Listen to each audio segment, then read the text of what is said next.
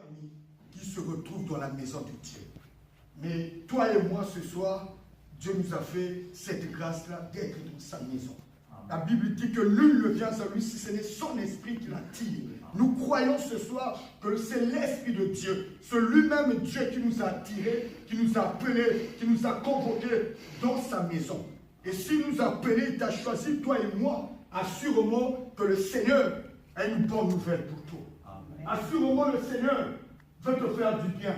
Assurément le Seigneur a vu le tas de ton cœur. Assurément le Seigneur a vu tes pleurs, il a vu tes doutes, il a vu ton affliction, il a vu ta détresse, il a entendu tes cris. Voilà pourquoi il t'a convaincu. Il t'a dit, va ce soir. Assurément ce soir, Dieu va te consoler.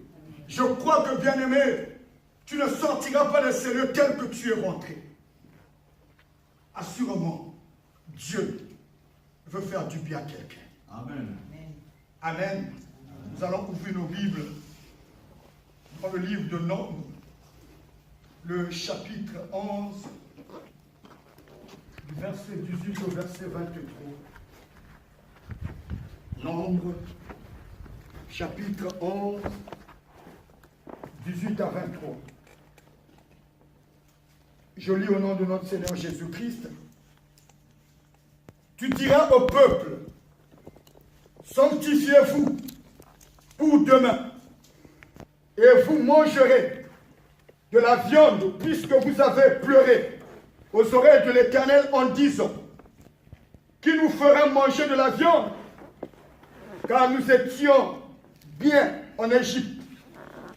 L'Éternel vous donnera de la viande, et vous en mangerez.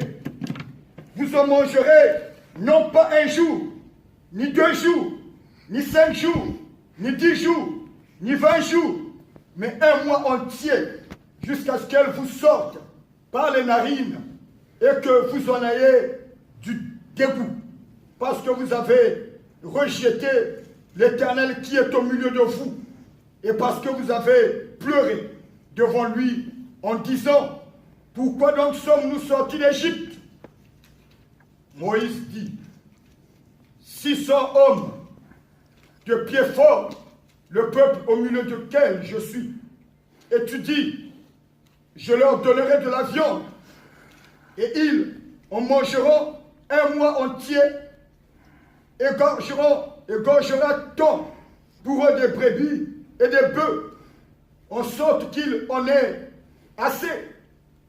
Ou rassemblera-t-on pour eux tous les poissons de la mer, en sorte qu'ils en aient assez? L'Éternel répondit à Moïse, la main de l'Éternel serait-elle trop courte? Tu verras maintenant si ce que je t'ai dit arrivera ou non. Amen. Amen.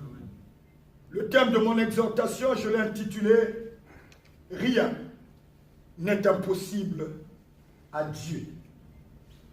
Rien, bien-aimé dans le Seigneur, n'est impossible à Dieu. Je dis à quelqu'un ce soir, peu importe ton état, ta situation, ton problème, peu importe ce que tu es en train de vivre, de traverser, peu importe ta douleur, peu importe la grandeur de ton problème, peu importe la durée, la hauteur, la longueur de ta situation, mais Dieu m'a dit de dire à quelqu'un que rien n'est impossible à Dieu. La Bible dit que ce qui est impossible aux hommes est possible à Dieu. Je suis venu te dire, je suis venu te parler, bien-aimé, de ce Dieu qui fait des choses au-delà de nos attentes et de nos pensées. Le Dieu qui fait des choses au-delà de notre entendement. Le Dieu qui fait des choses qui ne sont jamais montées dans le cœur d'un homme. Les choses que les yeux n'ont jamais vues. Les choses que les oreilles n'ont jamais vues. C'est ce Dieu-là dont je suis venu te parler. Le Dieu qui appelle à l'existence des choses qui n'existent pas comme si elles existaient. Le Dieu qui dit un mot et la chose s'accomplit. Le Dieu qui ressuscite, il est mort. C'est ce Dieu dont, bien-aimé dans le Seigneur, je suis venu te parler. Le Dieu qui autrefois avait bien-aimé guéri la fille de Jairus qui était ressuscitée. La fille de Jairus qui était morte. Jairus, la Bible dit qu'il était un chef de la synagogue, responsable dans l'église de Dieu. Mais il y avait un problème. Alors nous savons qu'à cette époque-là, les chefs religieux et Jésus, le courant ne passait pas. Ils ne s'entendaient pas. Il n'y avait pas un bon climat. Mais ce jour-là, cet homme Jairus est allé voir Jésus pour que Jésus puisse guérir sa fille, puisse faire du bien à sa fille. C'est ce Dieu dont je suis venu te parler ce soir. Assurément, Jairus, il avait prié son Dieu. Assurément, Jairus, il avait aussi donné le sujet de prier au docteur de la loi, au sacrificateur, au Sanhédrin, à d'autres responsables religieux. Mais rien ne s'était passé. Rien ne s'était passé. Mais lorsqu'il s'était confié au Seigneur Jésus, Jésus avait fait du bien à sa fille. Jésus avait ressuscité sa fille. C'est ce Dieu-là. Je suis venu te parler ce soir. Amen. C'est ce Dieu que je suis venu te parler. Le Dieu de l'impossible. Le Dieu de l'impossible. Celui qui change l'impossible en possible. Si là où tu es, tu te dis que ma situation, sûrement, elle est désespérée. Ah, sûrement, plus rien ne va se faire. Parce que ça fait des années. Ça a duré. Assurément, les médecins t'ont condamné. On ne dit plus rien à faire. Assurément, là où tu es, tu te dis, tu te poses des questions. Qui va changer ma situation? Mais je te dis que le Dieu qui t'a emmené dans ces lieux, il est capable. Amen. Je dis à quelqu'un, il est capable, bien-aimé dans le Seigneur. Amen. Le Dieu de l'impossible. Assurément, tu es désemparé, tu es désespéré, tu es découragé. Parce que ta situation ne change pas. Ta vie est devenue comme une routine. C'est la même chose. Tu es dans le statu quo. Mais je dis à quelqu'un que Dieu, il est capable. Amen. Il est le Dieu de l'impossible. Amen. Rien n'est impossible à Dieu, bien-aimé dans le Seigneur. Le mot impossible veut tout simplement dire irréalisable. Quelque chose qui ne peut être réalisé. Quelque chose qui n'est pas possible. Très difficile de faire ou de réaliser. Quelque chose d'improbable. Impossible. Je disais qu'assurément le Seigneur a vu le cœur d'une personne ce soir. Là où tu es par rapport à ta situation, à ton problème, à ton état, à ta condition. Je disais, tu es désemparé, découragé, désespéré, tu es déstabilisé, tu es déboussolé, tu es déséquilibré, tu doutes même de la puissance de Dieu, de sa capacité à changer les choses, les circonstances, les situations, les données dans ta vie. Mais je te dis, bien-aimé dans le Seigneur, qu'il y a un Dieu dans le ciel. Il y a un Dieu dans le ciel, celui qui change l'impossible en possible. Dans ces quelques versets que nous avons lus, si vous regardez dès le commencement de ce chapitre, le peuple d'Israël, bien-aimé, était dans une phase de contestation, une phase de protestation dans leur marche vers Canaan, la terre promise, le pays que Dieu avait promis de donner à leur père. Mais pourquoi cette contestation? À quoi était due cette contestation, cette protestation était due, bien-aimés? Parce qu'ils étaient fatigués. Fatigués de toujours manger la même chose, qui était la manne. Ils étaient lassés tous les jours, depuis qu'ils étaient sortis de l'Égypte. Ils ne mangeaient que la même chose. Ils étaient fatigués de cette nourriture. Nous le voyons aussi très souvent dans nos maisons. Lorsqu'aujourd'hui, on a mangé l'haricot, demain l'haricot, après demain l'haricot, à un moment donné, ça désespère. À un moment, ça fatigue. On dit, mais ça fait 3 jours, on mange la même chose. Et bien aimé dans le Seigneur, cette situation va pousser les enfants d'Israël à murmurer. Ils vont se mettre à regretter la vie qu'ils avaient en Égypte.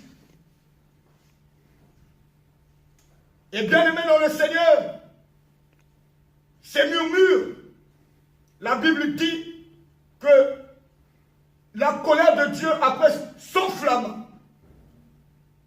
Et ces murmures aussi bien aimés avaient attristé le cœur de Moïse. Moïse était triste en écoutant les dires des enfants d'Israël. La Bible dit que certains même se tenaient debout, assis plus haut, devant la porte de leur maison. Et ils pleuraient. Qui va nous donner de la viande? Et lorsque Moïse regardait tout ce spectacle, il était triste.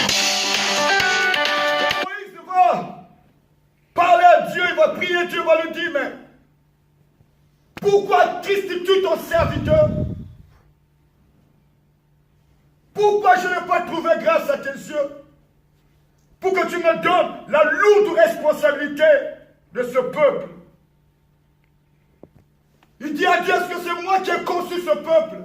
Est-ce que c'est moi qui l'ai enfanté?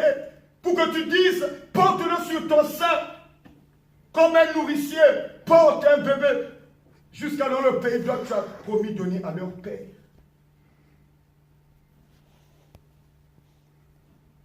Les paroles de Moïse aussi étaient dures vis-à-vis de Dieu. Et le Seigneur va dire à Moïse, écoute, cherche parmi le peuple 70 personnes, des anciens, ceux qui sont respectés, considérés dans leur tribu, dans leur famille. Emmène-les-moi. Je prendrai l'esprit qui est en toi, je vais leur distribuer pour que vous puissiez partager cette lourde charge, cette lourde responsabilité. Mais ce n'est pas moi qui m'intéresse le plus.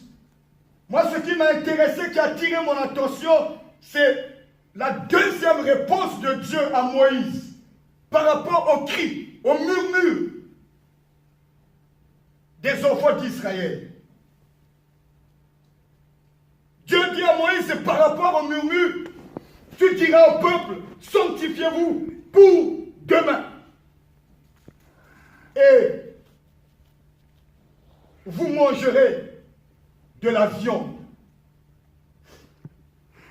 Sanctifiez-vous pour demain et vous mangerez de la viande. Bien-aimés dans le Seigneur, la première chose que je veux dire, la bénédiction de Dieu, elle est conditionnelle. La bénédiction de Dieu, elle est conditionnelle, bien-aimés dans le Seigneur. Ils ont murmuré parce qu'ils voulaient, ils étaient fatigués de manger la même chose, de manger la manne. Ils en avaient marre de manger la même chose. Mais Dieu l'avait écouté, il avait entendu ces murmures. Il pouvait directement leur donner la viande. Mais il dit à Moïse, dis-leur, qui se sanctifie pour demain, il mangera la viande. Ils mangeront la viande. La bénédiction de Dieu, bien-aimé, elle est conditionnelle. Le Dieu bien-aimé que nous prions, nous servons, le Dieu qui t'a appelé dans le Seigneur est un Dieu de principe. Il a des principes bien-aimés dans le Seigneur. Tu ne peux pas aspirer ou désirer la bénédiction de Dieu si tu ne marches pas selon ses principes, ses préceptes, selon ses lois et ses commandements.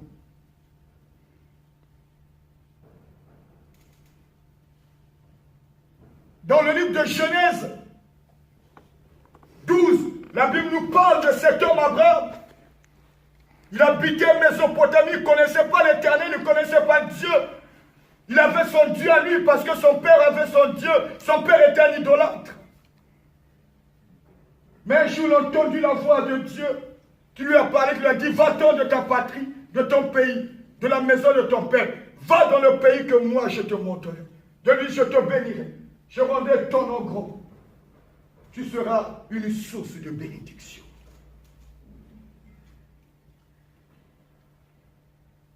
Abraham s'est levé. Il a obéi à cette voix qu'il avait entendue.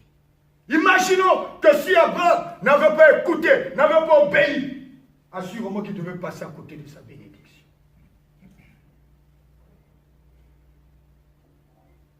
Dans le livre de Deutéronome, le chapitre 28, à partir du verset 1, la Bible dit, si tu obéis à la voix de l'Éternel ton Dieu, en observant, en mettant en pratique tous ces commandements que je te prescris aujourd'hui, l'Éternel ton Dieu te donnera la supériorité sur toutes les nations.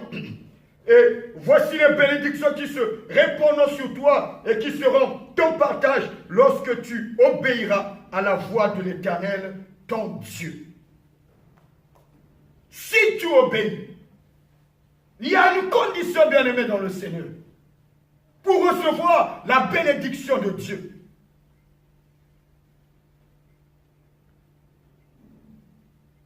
Dans Jean 11, 40, nous connaissons l'histoire de Lazare. Jésus rencontre la soeur de Lazare, Marie. Ça commence à discuter, elle dit oui, parce que toi, si tu étais là, mon frère n'allait pas mourir, tout ça. Et lorsque Jésus demande où est-ce qu'on l'a mis, où est-ce qu'on l'a enterré, ah, ça fait déjà 4 jours. Jésus lui dit, ôtez la pierre. Il dit non, ça fait déjà 4 jours. Jésus lui a dit, ne t'ai-je pas dit, si tu crois, tu verras la gloire de Dieu. Amen. Si tu crois, là encore il y a une condition, si tu crois,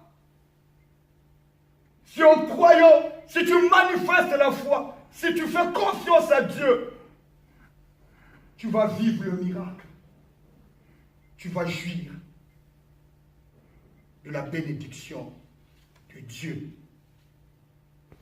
Dans le livre d'Exode 20, 12, la Bible dit, honore ton père et ta mère, afin que tes jours se prolongent dans le pays que l'Éternel, ton Dieu, te donne. Pour que tu vives longtemps sur cette terre, pour que tu puisses vieillir, pour que tu vives la longévité, la Bible dit, honore d'abord ton père et ta mère.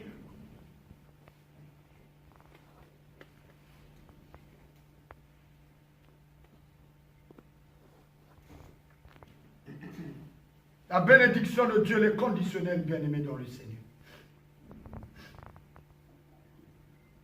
Je dis au regard, bien-aimé, il dit, demain vous allez manger la viande, mais sanctifiez-vous.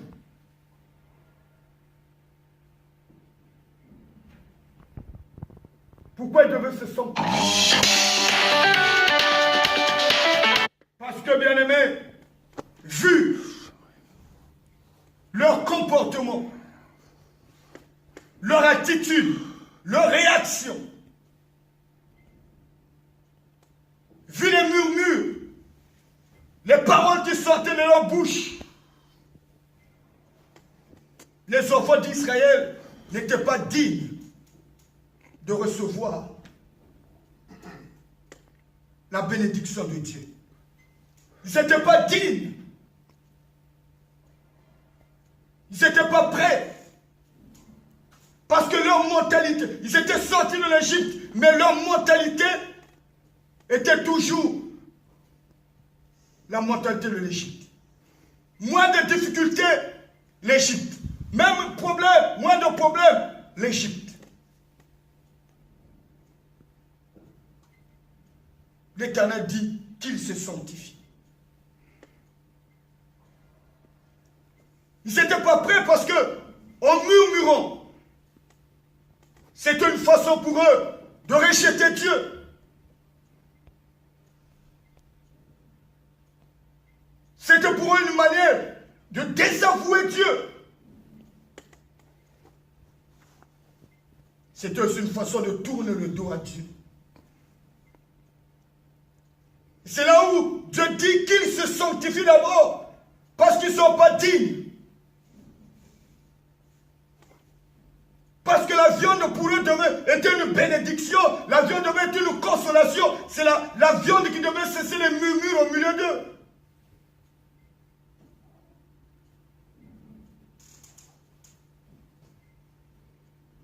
Donc ici, Dieu les appelait à la repentance.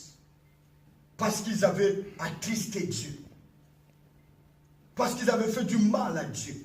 Parce qu'ils avaient rejeté Dieu. Il fallait qu'ils reviennent à Dieu. Il fallait qu'ils puissent se réconcilier avec leur Dieu.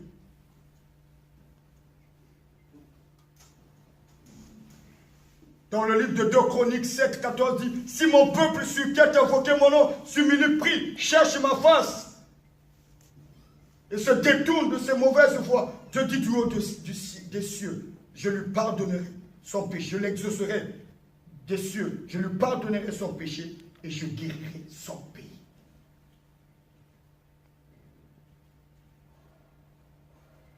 Dieu les appelait à la repentance parce qu'ils avaient rejeté Dieu. Assurément, toi et moi aussi, par rapport à ce que nous vivons, par rapport à nos situations, à nos problèmes, à nos difficultés, assurément, parfois, nous murmurons aussi dans nos maisons, dans nos cœurs. Nous disons parfois des choses que Dieu n'agrée pas. Par rapport aux choses que nous disons, nous attristons parfois l'Esprit de Dieu. Parfois dans l'inconscient, sans se rendre compte, nous disons des choses qui blessent Dieu, et Dieu s'éloigne de nous.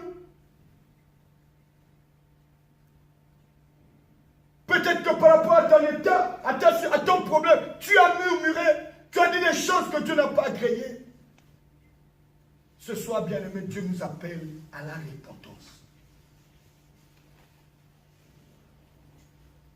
Dieu nous appelle ce soir à la repentance. Peut-être que tu n'as pas murmuré, mais peut-être que tu as fait des choses que Dieu n'agrée pas, Dieu n'admet pas, Dieu ne se retrouve pas dans ce que tu as fait ou tu fais.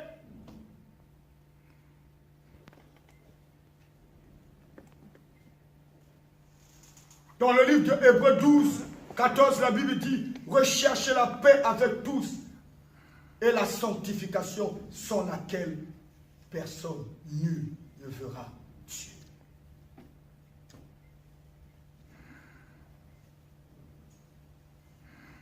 La sanctification sans laquelle nul ne verra Dieu. Personne ne verra Dieu. Si nous n'avons pas une vie de sanctification, de sainteté, si nous ne marchons pas dans la crainte de Dieu, si nous ne nous débarrassons pas de toutes ces choses que Dieu n'agrée pas, bien-aimé, il sera difficile pour nous que nous puissions expérimenter la bénédiction, vivre la bénédiction, palper la bénédiction de Dieu.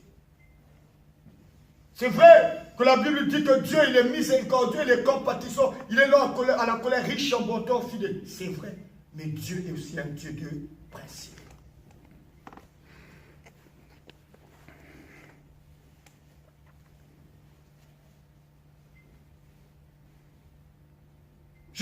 Quand je lisais ce texte, je dis, mais pourquoi ce peuple murmurait tant? Dès le commencement de ce chapitre, ils avaient déjà murmuré. La Bible ne dit pas à cause de quoi ils avaient murmuré, mais ils avaient murmuré et Dieu avait fait tomber le feu du ciel. Le feu avait consumé une partie du camp. Malgré cela, mais ils sont encore retombés dans les murmures. Continuent encore à dire des choses que Dieu n'agrée pas. Des choses qui ne glorifient pas Dieu. Et je dis, mais pourquoi autant de murmures? Pourquoi il faut toujours murmurer?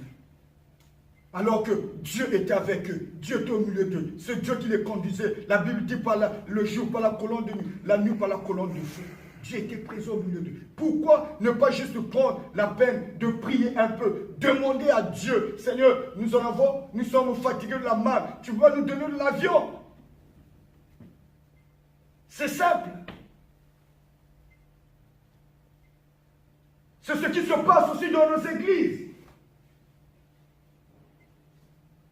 Quand il y a un problème, quand il y a un désaccord,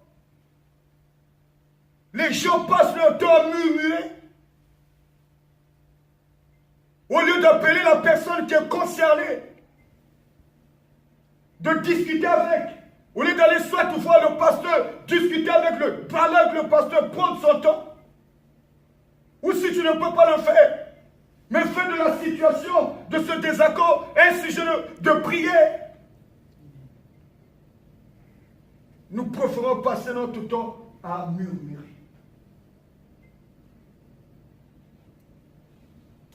Bien-aimés dans le Seigneur, Dieu n'agrée pas les murmures. Dieu, bien-aimé, n'aime pas les murmures. Les murmures, bien-aimés, suscitent, provoquent la colère de Dieu. J'aurais préféré, s'il y a un problème, que tu viennes me voir. J'aurais préféré, s'il y a un problème, que tu ailles voir le pasteur, discute, parlez-en ou parlons-en.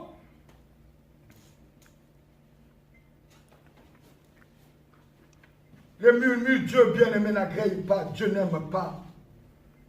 S'enflamme la colère de Dieu. Voilà pourquoi parfois dans nos vies, nous rencontrons des blocages, des échecs, parce que nous passons notre temps à murmurer. Voilà pourquoi dans les églises, parfois, les choses ne se passent pas bien comme nous voulons, comme nous le désirons, parce que parmi nous, il y a des gens qui passent leur temps à murmurer. Non, bien-aimés, nous devons changer notre façon de faire.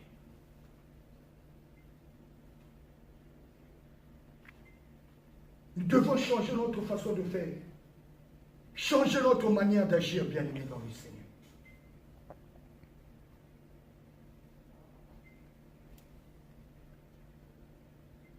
Nous murmurons beaucoup. Nulle part ici, lorsqu'ils ont murmuré, ils ont cité le nom de Dieu. Mais Dieu s'est senti touché, Dieu s'est senti concerné, Dieu s'est senti indexé. Nulle part, ils ont dit oh Dieu, non. Mais ils parlaient. Mais puisque c'est Dieu qui les avait sortis de l'Égypte, c'est Dieu qui les conduisait à Canaan. Donc ils parlaient à Dieu. Ils murmuraient contre Dieu.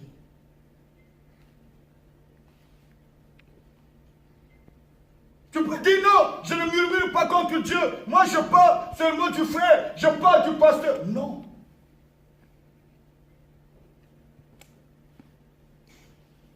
Quand tu murmures, tu parles mal de l'homme de Dieu, de son roi. Même s'il est en erreur, mais puisque c'est Dieu qui l'a établi, qui l'a consacré, tu murmures indirectement contre Dieu.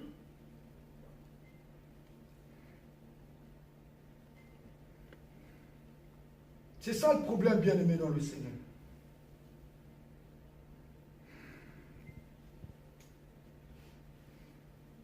Là, ils n'avaient pas seulement attristé le cœur de Moïse, mais ils avaient aussi attristé Dieu. Ils avaient offensé Dieu. Dans Nombre 12, juste à côté, l'histoire de Marie et Aaron, les deux frères de Moïse. Lorsque Moïse avait pris la femme éthiopienne, la Bible dit qu'ils avaient murmuré contre Moïse. Mais Dieu avait frappé Marie de lèpre. Mais nulle part dans la Bible, il est dit que Dieu avait puni Moïse. Et pourtant, humainement parlant, ils avaient raison. Parce qu'il y avait une loi qui était là, qui interdisait les enfants d'Israël de se mettre, de marier, d'épouser des femmes étrangères. La loi, elle était là.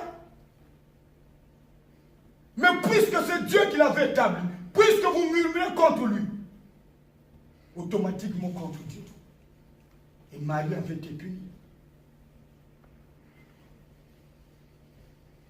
Bien-aimés dans le Seigneur, nous devons éviter les murmures au milieu de nous. Ne cherchons pas à irriter Dieu, à provoquer la colère de Dieu.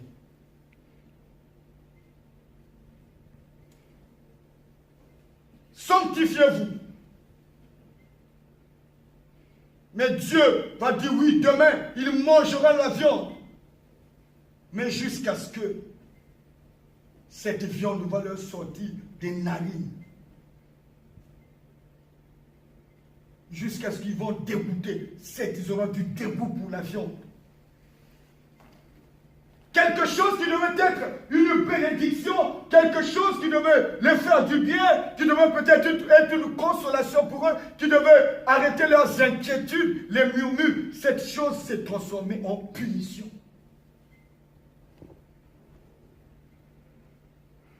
Ce cadeau, ce don-là de Dieu s'est transformé en punition à cause des murmures.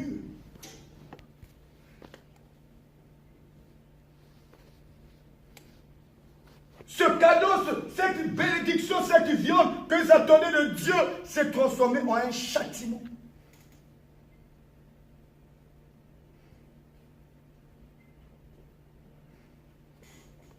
Et Dieu dit qu'ils vont seulement manger cette viande-là pendant un mois. Alors que la manne, c'était tous les jours qu'ils mangeaient la manne. Mais Dieu dit la viande, ça serait seulement un mois.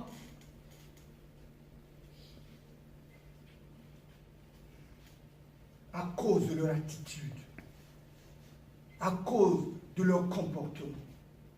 Je dis bien aimé, nous devions arranger nos comportements, nos attitudes, pour que bien aimé, nous puissions jouir et bénéficier de la bénédiction de Dieu. Cela me rappelle encore dans le livre de 1 Samuel 8. Les enfants d'Israël, ils ont demandé à Samuel d'établir sur eux un roi. Ils demandaient un roi, ils voulaient être comme les autres nations.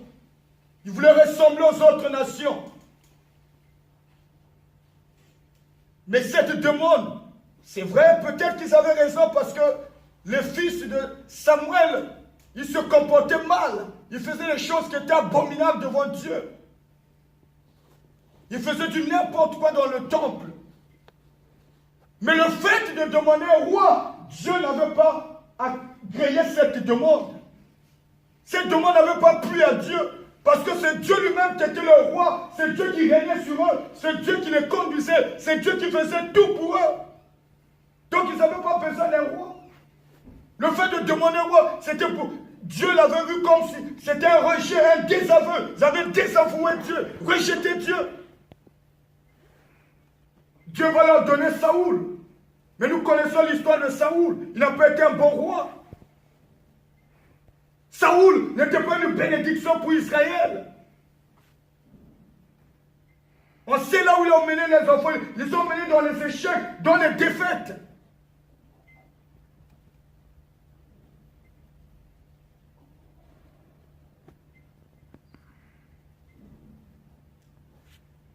Ce n'était pas des gaietés de cœur que Dieu avait donné Saoul.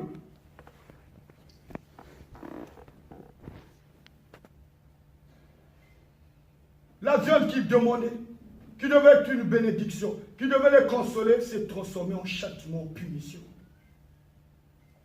Le roi qu'ils avaient demandé était devenu pour eux peut-être un piège aussi.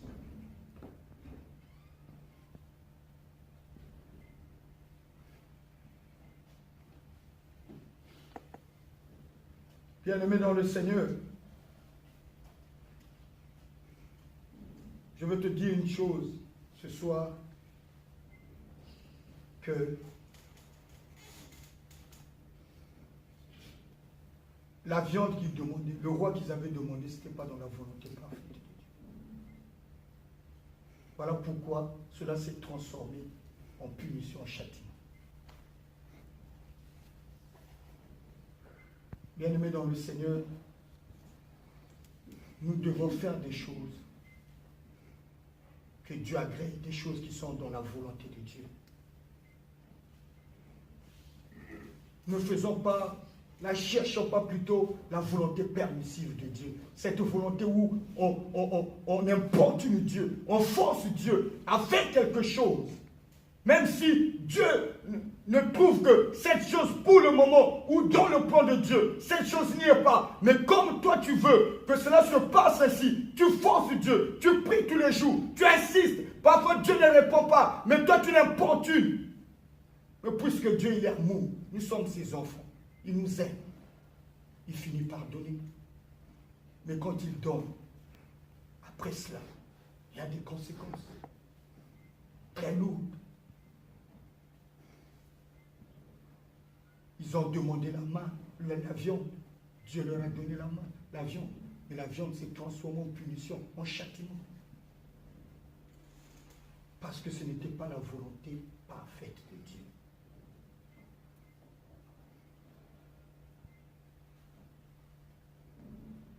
Dans le livre de Proverbes 10, 22, il est dit que c'est la bénédiction de l'Éternel qui enrichit et elle ne s'ensuit d'aucun chagrin.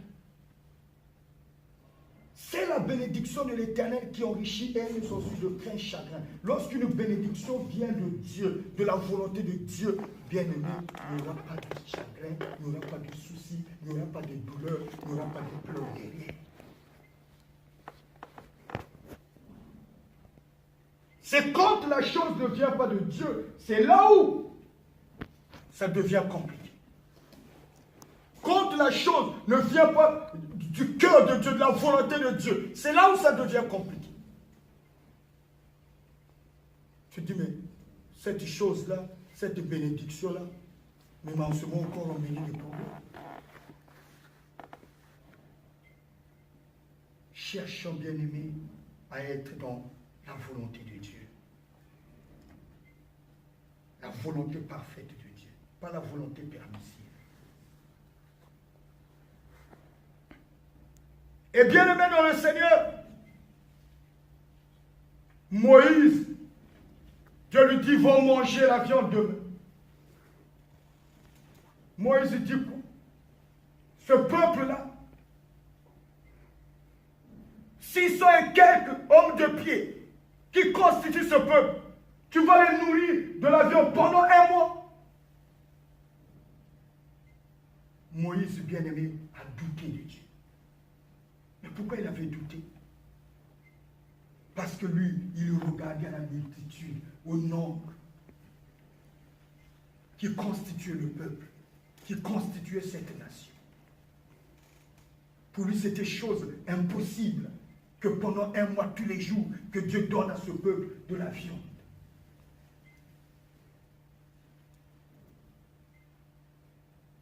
Et c'est ce qui se passe aussi dans nos vies. Nous avons toujours tendance à regarder à la grandeur de nos problèmes au lieu de regarder à la grandeur de Dieu. Moïse, lui qui a expérimenté la puissance de Dieu, lui qui parlait avec Dieu face à face, lui qui était à la base même à l'origine, lui qui était là.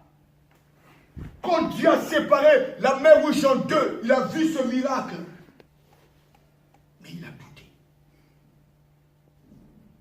Lui qui était là devant Pharaon lorsque Dieu a frappé l'Égypte de 10 plaies, c'est lui qui était le témoin oculaire, c'est lui qui était la base de cette punition, de ces 10 plaies. Il a vu toutes ces choses. Mais il a douté de Dieu bien-aimé. C'est ça l'homme, c'est ça l'humain. Il regardait la situation avec les yeux humains. Et nous aussi, très souvent, nous regardons nos problèmes, les situations avec les yeux humains. Mais nous devons bien aimer avoir un autre regard sur les situations, sur les problèmes que nous traversons.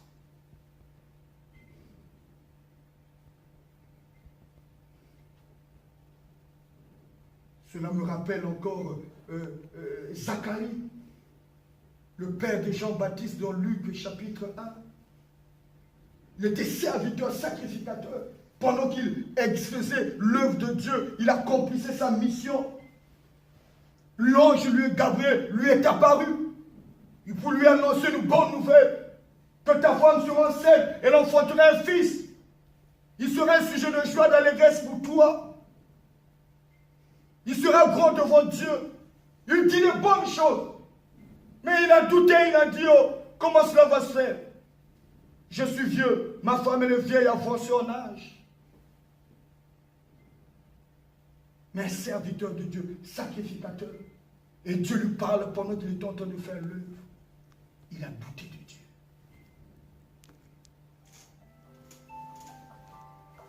Parce qu'il regardait à son âge, il regardait à l'âge de son frère, il regardait à son état, à sa condition. Assurément, il se disait, à cet âge-là, non, je ne peux plus.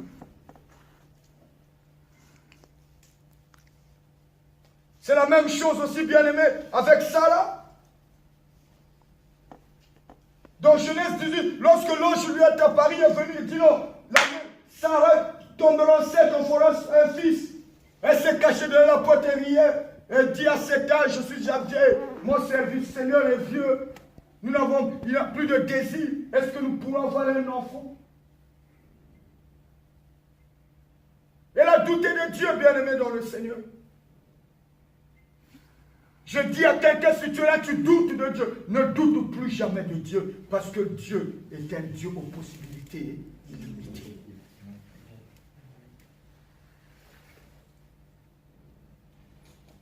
Moïse en doutant le temps de limiter Dieu. Zacharie en doutant limiter Dieu. Sarah limitait Dieu. Mais Dieu, c'est un Dieu illimité, bien-aimé dans le Seigneur. Quand nous doutons, nous limitons Dieu dans son action dans nos vies.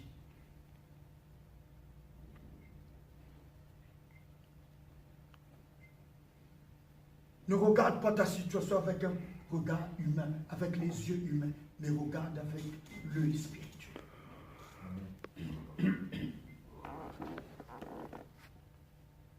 C'est comme cet homme dans le livre de 2 Rois 7. La Bible dit qu'il y avait une grande famine en Israël. La Syrie avait assiégé Israël. Les hommes se mangeaient entre eux, tellement qu'il n'y avait rien à manger. Et lorsque le roi envoyait des messagers pour aller arrêter Élisée plutôt, Élisée a prophétisé, a dit, demain, vous aurez la nourriture à un prix très bas.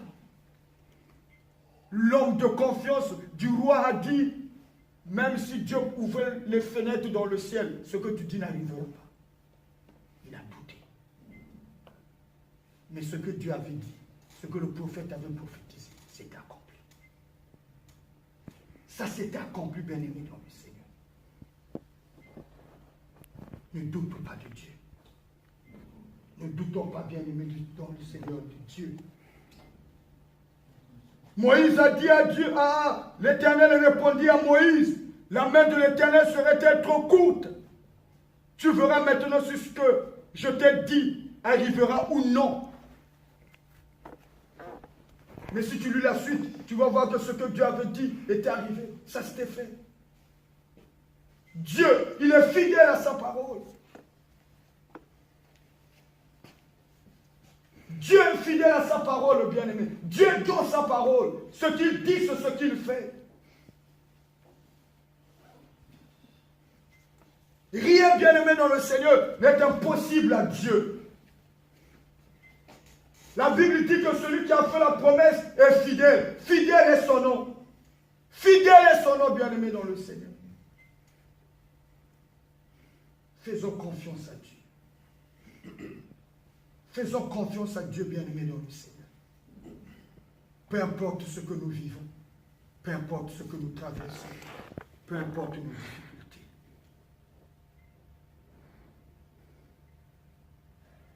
Jérémie a dit, dans Jérémie 32, 17, « Ah, Seigneur éternel, voici tu as fait les cieux et la terre par ta grande puissance et par ton bras étendu. Rien n'est étonnant de ta part. » Rien n'est étonnant de ta part. Même l'ange, lorsqu'il a fini à parler à Sarah, a dit, y a-t-il rien qui soit étonnant de la part de l'Éternel? Y a-t-il quelque chose qui peut étonner Dieu?